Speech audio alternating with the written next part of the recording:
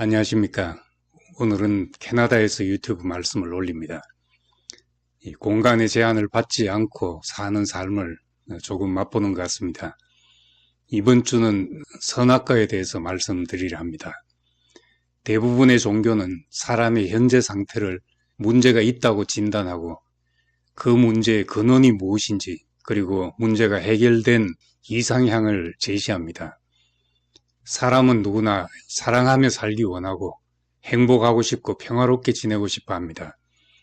그런데 미움과 전쟁과 절망이 삶의 곳곳에서 일어납니다. 하나님은 사람을 지으시고 보기에 심히 좋다 하시고 안식하셨는데 어디서 이런 문제가 생겼습니까? 악과 고통은 어디서 생겨난 것입니까? 이런 물음을 던지게 됩니다.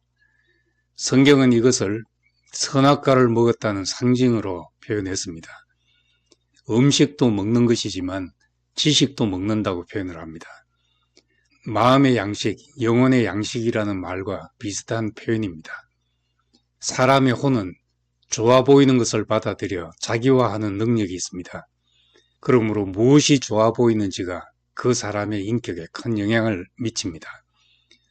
하나님은 사람을 지으시고 지으신 사람을 에덴 동산에 두셨습니다.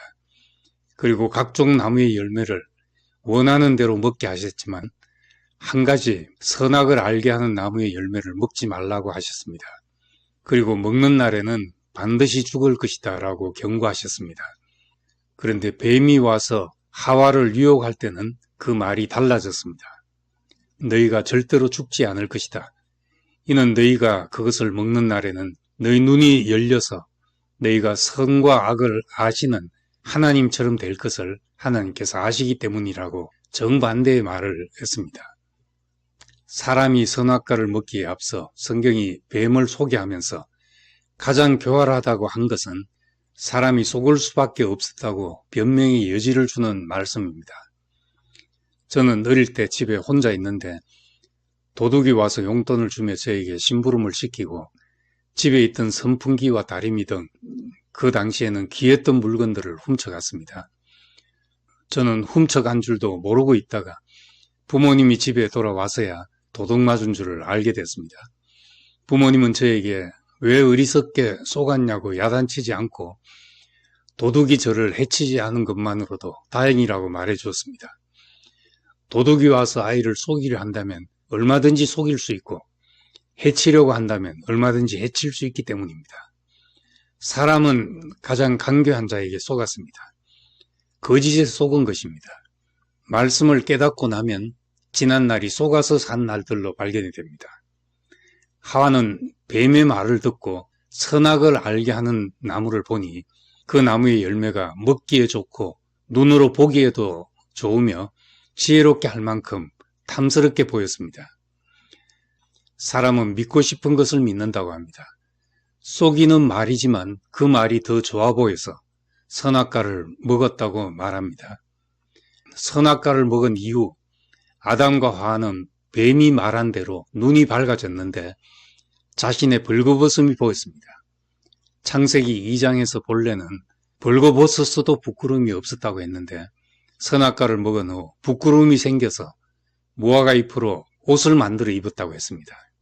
이후 하나님의 음성을 듣고 두려워 나무 뒤에 숨었다고 했습니다. 함께 기뻐해야 할 대상이 두려워지게 된 것입니다. 존재의 부끄러움과 두려움이 기본적인 문제였습니다. 있는 그대로가 보기에 좋았던 것이 부끄럽게 되고 기쁨의 동산이 두려움이 되었습니다. 하나님의 영원한 목적과 계획에서 자기 존재 이유를 찾으면 두려움도 부끄러움도 없었을 것입니다. 그런데 문제는 여기서 그치지 않았습니다. 창세기 3장 이후 11장까지 이어지는 인간 타락의 역사는 살인과 폭력과 분열이 일어나는 과정을 설명하고 있습니다.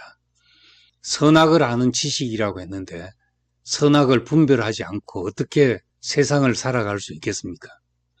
문제는 선악을 판단하는 일에 하나님같이 된다는 것입니다. 하나님같이 되는 것은 자신이 선악 판단의 주체가 되는 것이고 자기 판단을 절대화하는 것을 말합니다.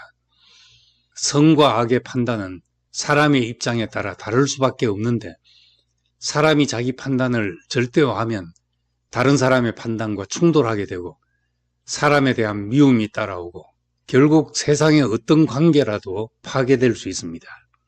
생명으로 이어진 부모 자식의 관계라 하더라도 판단이 생기면 불만과 미움이 생깁니다.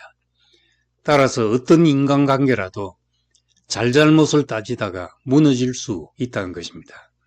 선악과는 결국 하나님과 사람의 관계가 끊어지고 사람들 사이에도 담이 생기게 하며 관계의 단절을 가져왔습니다. 하나님이 사람에게 선악과를 먹지 말라고 하신 것은 관계가 깨어지기 때문이었습니다. 하나님이 사람을 위해 주시려고 하는 모든 영적인 축복은 관계를 통해 우리에게 흘러오기 때문에 관계를 유지하는 것은 너무나 중요한 일입니다. 그럼 어떻게 판단을 버릴 수가 있겠습니까? 그것은 하나님이 하시는 일을 경험할 때 가능합니다. 저 사람은 틀렸어라고 판단하고 무시했던 사람이 영광스러운 사람으로 변화되는 것을 볼 때 내가 판단했던 것이 부끄럽게 되고 우리는 그 무엇도 최종적인 판단을 할 수 없는 사람이라는 것을 깨닫게 됩니다. 하나님은 어떤 부정적인 일도 인생의 밑거름이 될 수 있게 하는 분입니다. 그러므로 잘못된 일이 있을 때 우리의 판단을 절대화하지 않고 하나님이 그 일을 통해 내가 모르는 일을 할 수도 있다고 생각해야 합니다.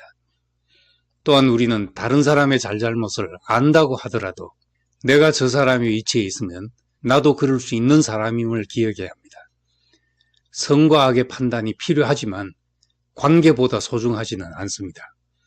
잘못을 판단하다가 사람이 미워지게 되면 사람을 잃어버립니다.